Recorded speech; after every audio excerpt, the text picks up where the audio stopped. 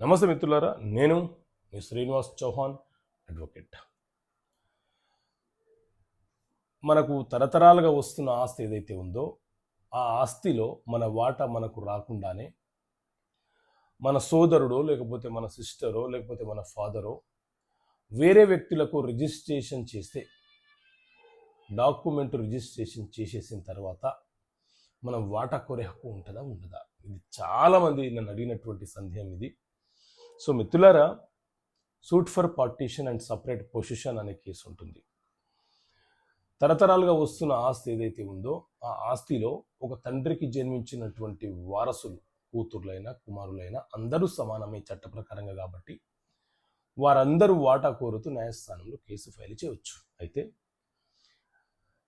తండ్రి మరియు తండ్రికి జన్మించిన కుమారుడు ఇద్దరు కలిసి కూతుర్లకు తెలియకుండా, లేకపోతే తండ్రి కూతుర్లు ఒకటయ్యి కుమారుడికి తెలియకుండా వేరే వ్యక్తులకు ఆ ఆస్తులను అమ్మివేస్తే అవి రిజిస్ట్రేషన్ అయిపోయినాయి కదా, అవి రిజిస్ట్రేషన్ అయిపోయిన తర్వాత నా వాటా రాదా, మరి ఎట్లా అనే సందేహం చాలామందికి ఉంది. సో ఈ సందర్భం ఏర్పడ్డప్పుడు మనకు రావాల్సినటువంటి వాటా మనకు ఇవ్వకుండానే, మనకు చెందకుండానే ఆ వాటాని మన తండ్రి లేకపోతే మన సోదరుడు మరొకరికి అమ్మివేస్తే అది చట్టబద్ధంగా ఇల్లీగల్ ట్రాన్సాక్షన్ అవుతుంది. అంటే దానికి చట్టబద్ధత లేదు.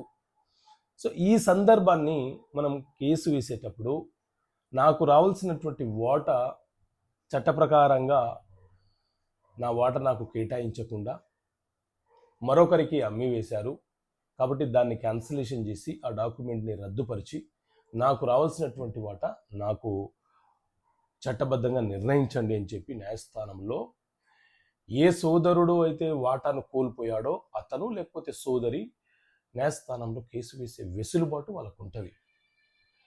సో ఈ ఈ సందర్భము, ఈ విషయము కొంతమందికి జీర్ణం కాకపోవచ్చు. కానీ కొన్ని కుటుంబాలలో కొంతమంది సోదరులకు తెలియకుండానే, వాళ్ళకు రావాల్సిన వాటా వాళ్ళకి ఇవ్వకుండానే కొంత గొప్ప తెలివి కలిగిన సోదరులు ఏం చేస్తున్నారంటే ఆ సోదరుడికి, అంటే అమాయకంగా ఉండే ఆ సోదరుడిని మోసం చేసి ఆస్తులను అమ్మివేసి వాళ్ళ కుటుంబాలను రోడ్ల మీదకి తీసుకొస్తున్నారు. కాబట్టి ఆ అమాయకుడు అయినటువంటి సోదరుడి యొక్క వారసులు ఎవరైనా సరే ఈ కేసు ఫైల్ చేసుకోవచ్చు. ఓకే మిత్రులారా, థ్యాంక్ యూ. జై హింద్.